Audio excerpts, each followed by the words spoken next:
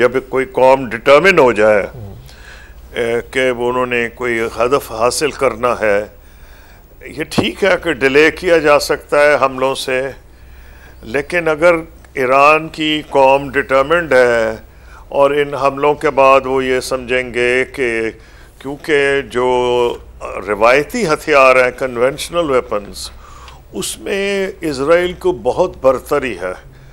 Iran के जो हक में चीज़ जाती है वो है उनकी आबादी, उनका साइज़, लेकिन वो तो तब मैटर करता है अगर उनकी सरहदें मिली हुई हों, जैसे इराक और ईरान के दरमियान था। यहाँ तो टेक्नोलॉजी की जंग है, गाइडेड मिसाइल्स, और यहाँ ठीक है ड्रोन्स भी इस्तेमाल होंगे। इसमें इज़राइल को एक एडवांटेज है। तो अब ये जो मुझे ख़तरा है कि अगर ये जल्दी नहीं रुकी 2-4 दिन में, तो ये और शक्लें इख्तियार करेगी ये जो जंग है जी। इनकी। इसमें ईरान को जो एडवांटेज है वो है कि सारी इस्लामी दुनिया में ऐसे लोग मौजूद होंगे जो street, I am talking the Islamic street, मैं हुकूमतों की बात नहीं कर रहा, और वहाँ रिएक्शन मुख्तलिफ होता है और बड़ी मुश्किल से, जैसे पाकिस्तान का एग्ज़ाम्पल हमारे सामने है, आज तक हमारा बॉर्डर डिस्टर्ब्ड है, हम पे हमले हो रहे हैं, इस्लामिक स्टेट खुरासान वहाँ बैठी हुई है अफ़गानिस्तान में। अब अगर ये मामला जारी रहा और ईरान कन्वेंशनली मुकाबला न कर सका, जंग तो होती जाएगी, वो फिर जो जिस तरीके से होगी वो मैं नहीं इस वक्त प्रेडिक्ट कर सकता क्या ईरान कौन से हथियार इस्तेमाल करेगा। कुछ ऐसे हथियार इस्तेमाल हुए थे इराक जंग में जो मेरी ख्वाहिश है कि ना हो, लेकिन जब जंगें शुरू हैं तो फिर हर वो काम हो जाता है जिसकी किसी को तवक्को ना हो। इस वक्त मैं समझता हूँ कि 10.5 डिले तो कर सकते हैं प्रोग्राम, लेकिन अगर ईरान की हुकूमत इस क्राइसिस को सह जाती है, क्योंकि इनका असली मकसद रेजीम चेंज है, ये ईरान के अंदर मुकम्मल जौहरी तब्दीली चाहते हैं, रेजीम चेंज चाहते हैं। अगर ईरानी पब्लिक हुकूमत का साथ दे और रेजीम चेंज ना हो तो फिर उनको रोकना बहुत मुश्किल होगा और उनकी क्लैंडस्टाइन एफर्ट्स जारी रहेंगी। जी बिल्कुल। अच्छा, ये बड़ा अहम नुक्ता है खुर्शीद साहब, और अब से कुछ देर पहले भी जब पैनलिस्ट हमारे साथ मौजूद थे तो हम ये डिस्कस कर रहे थे कि ये जो रजीम चेंज की बात है या जौहरी तब्दीली की बात है, इस तमाम पर तनाजुर में तो देखा जाए, अगर सवाल तो यहाँ पर ये उभरता है कि अगर ईरान एक डिक्लेयर्ड न्यूक्लियर स्टेट होता तो यकीनी तौर पर उस वक्त सूरत हाल शायद थोड़ी मुख्तलिफ होती, शायद इसराइल ये कभी स्टेप उठाता ही नहीं। खुर्शीद साहब, तो आप समझते हैं कि इस तमाम तर इक़दामात के बाद तो वो जो मोमेंटम है वो और जोर पकड़ेगा? जी हाँ, मैं तो ये समझता हूँ कि इसीलिए इज़राइल की कोशिश होगी, लेकिन अफसोसनाक बात एक है, वो मुझे कहना चाहिए कि ईरान ने पहले हिज़्बुल्लाह के टॉप लीडरशिप को ख़त्म कर दिया। तो इसका मतलब यह है कि ईरान की जो इंटेलिजेंस कैपेबिलिटीज़ हैं बहुत ज़्यादा हैं ईरान को, ये इज़राइल की, और ईरान को इस बात का इल्म था। इससे पहले उनके कई साइंटिस्ट और जर्नल भी उन्होंने मारे हैं। तो तवक्को ये की जा रही थी कि जब से प्रेसिडेंट ट्रंप ने ये कहा था कि अगर हमला हुआ तो उस मुमकिन हमले की ख़तरे के नतीजे में उन्होंने अपने विड्रॉ कर लिए थे अपने डिप्लोमेट्स और नॉन एसेंशियल पर्सन्स। उसे लग ही रहा था कि ईरान हमला करेगा। तो मुझे हैरानी है कि इनके टॉप के साइंटिस्ट और जनरल्स अपने घरों में क्यों बैठे थे? उनको तो होना चाहिए था अंडरग्राउंड कहीं, जो उनके वॉर की सिचुएशन, या क्या ये एक्सपेक्ट नहीं कर रहे थे? अगर नहीं एक्सपेक्ट कर रहे तो मैं तो बहुत हैरान हूँ और मैं कुछ नहीं कह सकता। ये देखें ना, उनके 5-6 टॉप साइंटिस्ट और उनके जर्नल इन्होंने मार दिए हैं। लेकिन ईरान एक सिविलाइजेशनल स्टेट है, वो उसके रिएक्शन जो है वो फिर मुझे ख़तरा है कि जो एसिमेट्रिक वॉरफेयर जिसको हम कहते हैं, कि जहां वो समझते हैं कि वो हमले करा सकेंगे वेस्टर्न इंटरेस्ट पे, अमेरिकन और ईरानियन इंटरेस्ट पे, तो बड़ी मुश्किल से टेररिज्म आहिस्ता आहिस्ता दुनिया की जान छुट रही सी, और हमारी तो अभी भी नहीं छूटी, क्योंकि अभी वहाँ बैठ के हम पे हमले अभी भी हो रहे हैं इस्लामिक स्टेट खुरासान की। तो ये जो मामला अगर ऐसे ही रहा और इज़राइल की बरतरी रही कन्वेंशनल वेपन्स में, तो फिर ईरान वो तरीका इख्तियार करेगा जिसमें वो सारी अमेरिका और उनके इंटरेस्ट को नुकसान पहुंचा सके। तो इसलिए मैं यही समझता हूँ बड़ी ख़तरनाक बात है। फिर हमें क्या करना चाहिए डिप्लोमेटिकली स्पीकिंग? देखें, हमारे पास दो जगह हैं जहाँ हम अपना रोल अदा कर सकते हैं। एक तो हम सिक्योरिटी काउंसिल का मेंबर हैं पाकिस्तान, फिर हम उसके अलावा OIC के मेंबर हैं। अब लोग हंसते हैं कि OIC क्या करेगी। नहीं, OIC कुछ कर सकती है। वो ये है कि अगर इसके जो मेन किरदार हैं, सऊदी अरब है, UAE और Qatar, as far as the Gulf countries are concern, और फिर जो इस्लामी दुनिया के बड़े मुल्क हैं और जिनकी बड़ी बड़ी अफवाज हैं, तुर्की है, पाकिस्तान है और इंडोनेशिया, किसी न किसी तरीके से ये वेस्ट के साथ मुंसलिक रहे हैं। और पाकिस्तान और तुर्की के तो हिस्टोरिक अलायंसेस रहे हैं वेस्टर्न वर्ल्ड के साथ। इसी तरह जो सऊदी अरब, UAE और कतर हैं, उनके पास वेस्ट में इनग्रेस है, वो वहाँ इन्फ्लुएंस कर सकते हैं पब्लिक ओपिनियन को। अगर उन्होंने ये हम मिल के फ़ैसला करें, पाकिस्तान, सऊदी अरब, ईरान, मैं कोई नए ग्रुप की बात नहीं कर रहा क्योंकि नए ग्रुप का कोई तुक नहीं है, बल्कि मुस्लिम वर्ल्ड इससे डिवाइड होगी। ये मैं बात कर रहा हूँ कि जो एक्टिव मुल्क हैं, जो बड़े मुल्क हैं, जिनकी वेस्ट में भी इन्फ्लुएंस है, वो मुल्क जो हैं इकट्ठे होके यूरोप में बात करें। यूरोप ऑलरेडी डिवाइडेड है और वेस्टर्न वर्ल्ड के कई ममालिक, ऑस्ट्रेलिया, न्यूजीलैंड, मैं सुबह ही देख रहा था, उनके बयानात आ चुके हैं। अगर हम लोग एफर्ट करें और उनको बावर कराएं कि ये सारी दुनिया का अमन ख़तरे में पड़ जाएगा, ऐसी तहरीकें जन्म लेंगी जिनसे बड़ी मुश्किल से अभी जान छुड़ाई नहीं गई लेकिन उनको कमज़ोर किया गया है, तो शायद उसका कुछ असर हो। दुरुस्त। और खुर्शीद साहब, इस तमाम तर मामले में जो डिप्लोमेटिक मूव्स होते हैं, जो डायलॉग्स होते हैं, वो काफ़ी अहमियत के हामिल होते हैं। चूँकि सर आप भी साबिक वज़ीर ख़ारजा रह चुके हैं, चाहेंगे आपसे थोड़ा सा जान सकें कि कौन से अहम राब्ते हैं जो कि ज़्यादा अहमियत के हामिल हो जाते हैं, और बिलखुसूस अगर इस सिनेरियो में देखा जाए, यानी कि इसराइल और ईरान के सिनेरियो में देखा जाए। वैसे तो आपने बहुत दीगर अहम ममालिक का जिक्र किया जिनका रोल यहाँ पर अहम है, लेकिन चाहेंगे कि अगर आप चाइना के रोल पर भी बात कर सकें, क्योंकि उनकी भी एक हैफ्टी इन्वेस्टमेंट है बिलखुसूस ईरान की चाबहार रेलवे में। देखिए, ईरान और रूस ने तो अपनी पोजीशन वाजे की IAEA की वोटिंग जो वियना में हुई। जी जी जी। पाकिस्तान हिस्टोरिकली ईरान के ऊपर एब्सटेन करता है और एक मौके पे मुझे याद है जब मैं वज़ीर ख़ारजा था, हमने एब्सटेन किया और इंडिया ने ऐसा नहीं किया, यानी उसका वोट जो एक किस्म का ईरान के ख़िलाफ़ गया था। लेकिन जो रूस और चीन है, उन्होंने, अमेरिका ने एक तरफ वोट दिया, उन दोनों ने मुखालफत में वोट दिया। तो ये तो क्लियर है कि उनके इंटरेस्ट मुख्तलिफ हैं। वो ये भी समझते हैं कि अगर वेस्टर्न एड के साथ इज़राइल इलाके पे छाता है तो इसका मतलब है अमेरिका की डोमिनेंस है। ये चीन और रूस को तो बिल्कुल पसंद नहीं होगा। इसलिए ये चीन और रूस मुआवनत करेंगे उस ब्लॉक की जिसका मैं जिक्र कर रहा हूँ कि हम वेस्टर्न वर्ल्ड पे जो मुल्क असरअंदाज हो सकते हैं, उनमें मैंने नाम लिया था आपको, 3 गल्फ़ के ममालिक हैं और तुर्की और पाकिस्तान, जो माजी में वो तो अभी भी नेटो का मेंबर है। तुर्की जो है हमारे बहुत उनके साथ अलायंसेस रहे हैं और हमारे पेंटागन के और GHQ के तो शुरू से अलायंसेस रहे हैं जब पॉलिटिकली हालात अच्छे भी नहीं होते थे। तो ये जो 5-6 मुल्क हैं और इंडोनेशिया क्योंकि आबादी बड़ी है और बड़ा मुल्क है, इनको शामिल करना चाहिए इंडोनेशिया को।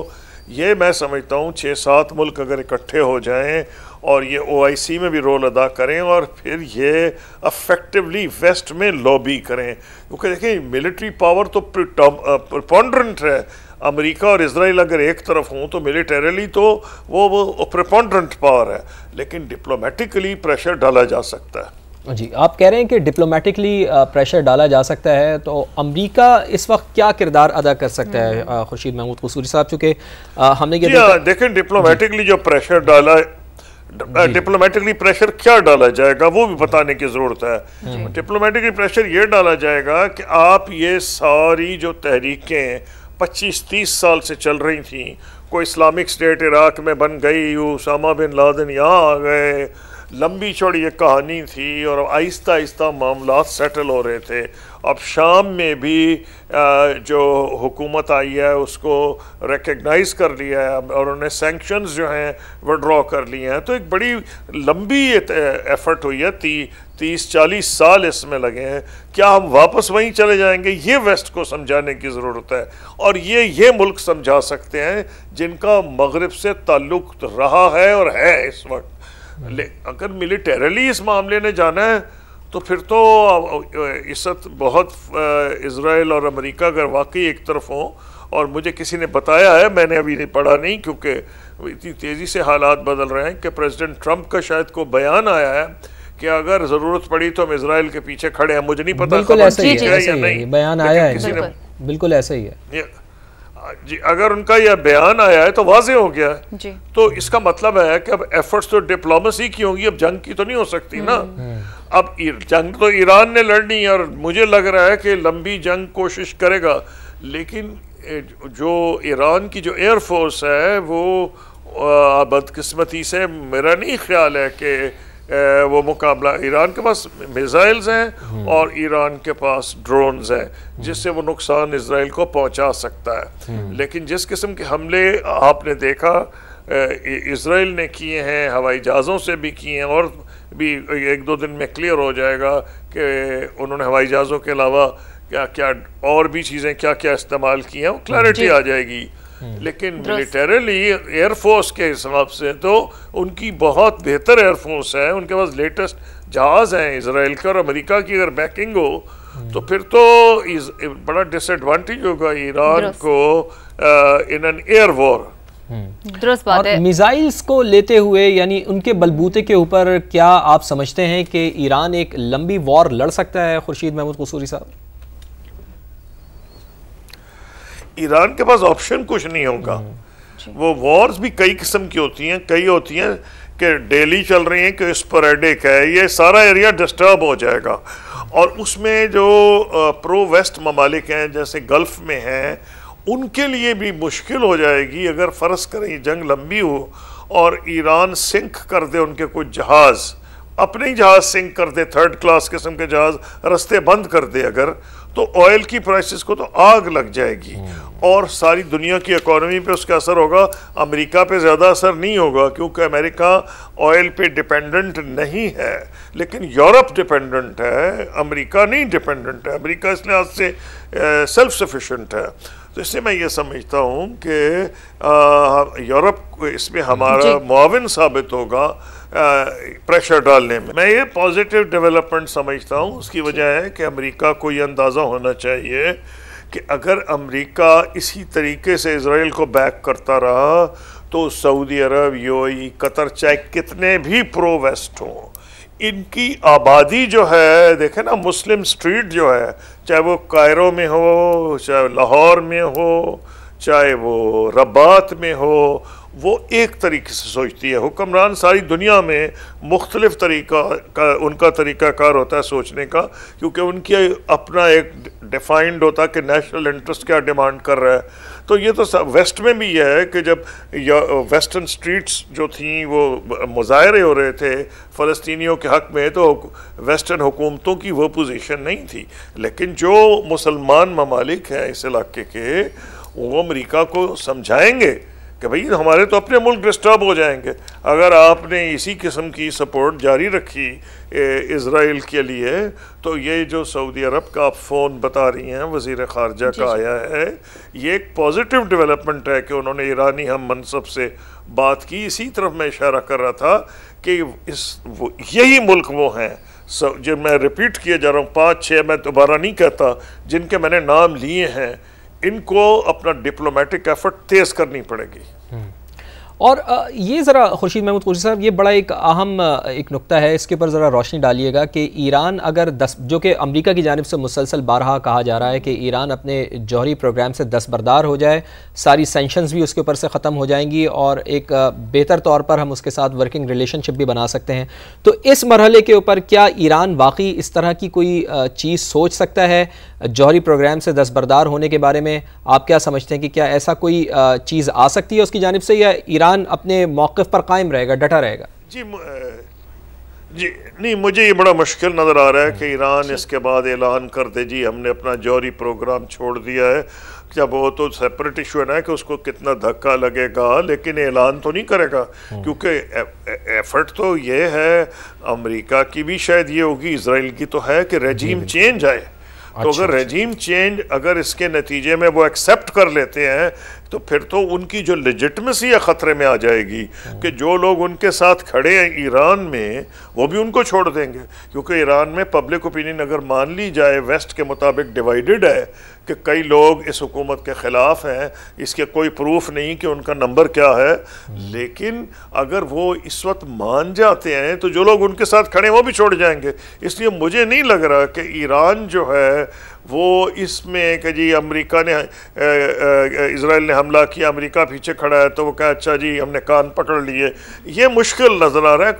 कौमें करती नहीं हैं ये, इसलिए मुझे तो यही नज़र आ रहा है कि इसमें एक्टिव डिप्लोमेसी की ज़रूरत है, और रूस और चीन जो हैं वो इन ममालिक के साथ मिल के अपना रोल अदा करें, और पाकिस्तान सिक्योरिटी काउंसिल का मेंबर है, उसको वहाँ अपना रोल अदा करना चाहिए। और खुर्शीद साहब, यहाँ एक अहम पहलू तो एक ये भी है कि इसराइल की जानिब से इस इक़दाम से जो आलमी क़वानीन की सरीहन खिलाफ वर्जी की गई है, जिस पर पाकिस्तान ने तो अपना पॉलिसी स्टेटमेंट दिया है, स्ट्रॉन्गली कंडेम किया गया है पाकिस्तान की जानिब से, आप क्या समझते हैं सर? आपने जैसे कि इससे पहले अपनी गुफ्तगू में हवाला दिया कि इस तरह तो हम 20-25-30 साल पीछे चले जाएंगे। आप थोड़ा सा अगर इजाजत आप दें तो मैं ऐड ऑन करूंगी कि फिर अगर हम 1618 से लेकर 48 तक का अगर जो हिस्सा देखें, जहां पर 30 साल जब जंग बंदी के बाद एक ट्रीटी ऑफ वेस्टफालिया आई थी जिसने एक बुनियाद रखी थी इंटरनेशनल सिस्टम में, इस बात की कि जी एक बाइंडेड डॉक्यूमेंट हो जिसपे सॉवरेनिटी का कॉन्सेप्ट डिफाइन हो, तो सर ये सारे डॉक्यूमेंट्स तो फिर महज सिर्फ कागजात तक ही खुर्शीद साहब महदूद रह जाएंगे? नहीं, आप तो उस वक्त की बात करी, मैं तो ट्रीटी ऑफ वेस्टफेलिया पे चला जाऊंगा। जी जी। वो तो उससे भी बहुत पहले की है, जिसमें नेशन स्टेट का कॉन्सेप्ट आया है। फिर इंटरनेशनल लॉ की जो डेवलपमेंट है उसमें जो यूनाइटेड नेशन जनरल, पहले जनरल वो लीग ऑफ नेशंस, फिर यूनाइटेड नेशंस, ये तो टोटल डिस्ट्रक्शन है उस सिस्टम की। फिर तो ये हुआ कि जिसकी लाठी उसकी भैंस, और अगर हिंदुस्तान को हमारे पास वेपन्स ना होते जो हैं, और हमारी फ़ौज ट्रेंड ना होती जितनी है, और वो बैटल हार्डन्ड फ़ौज है, तो हिंदुस्तान भी जो चाहता करता। तो इसका तो मतलब ये हुआ कि हम भी इसलिए बचे हैं कि हमारे पास हथियार हैं। तो सारी दुनिया फिर यही नतीजा निकालेगी ना कि भाई न्यूक्लियर वेपन्स ही ले लो तो अच्छा है। तो जो एफर्ट है बुनियादी तौर पर डी न्यूक्लियराइजेशन की, उसको भी एक धक्का लग जाएगा। सिर्फ कन्वेंशनल वेपन्स की बात नहीं कर रहा, एक बड़ी एफर्ट हुई है दुनिया में कि डी न्यूक्लियराइजेशन की तरफ जाया जाए, और पाकिस्तान का एक प्रिंसिपल स्टैंड था। हम शुरू से कह रहे थे कि उस वक्त कि साउथ एशिया को न्यूक्लियर फ्री जोन बनाया जाए। अब तो हालात बदल गए हैं, जब हिंदुस्तान ने वेपन्स 1998 में ट्राई किए और हमने भी उसके जवाब में अपने वेपन्स न्यूक्लियर डेटोनेशंस किए हैं। तो जो सारी दुनिया में नॉन प्रोलिफरेशन लॉबी है उसको धक्का लगेगा, ये एफर्ट ही तबाह हो जाएगी। फिर जो मुल्क ये समझते हैं, और कईयों के पास है तो मसलन टेक्नोलॉजी है, जापान के पास, जर्मनी के पास, उनको कौन रोक सकता है? तो बड़ी एडवांस्ड इकोनॉमीज है, तो कल वो कहेंगी हम भी करेंगे, तो वो उसके अलावा और बहुत से मुल्क आ जाएंगे जी। तो ये उस एफर्ट को भी बहुत बड़ा धक्का लग जाएगा जो एफर्ट हो रही है कि न्यूक्लियर प्रोलिफरेशन को रोका जाए, क्योंकि फिर तो लोग यही समझेंगे अगर आपने अपना बचाव करना है तो nuclear weapons is the answer.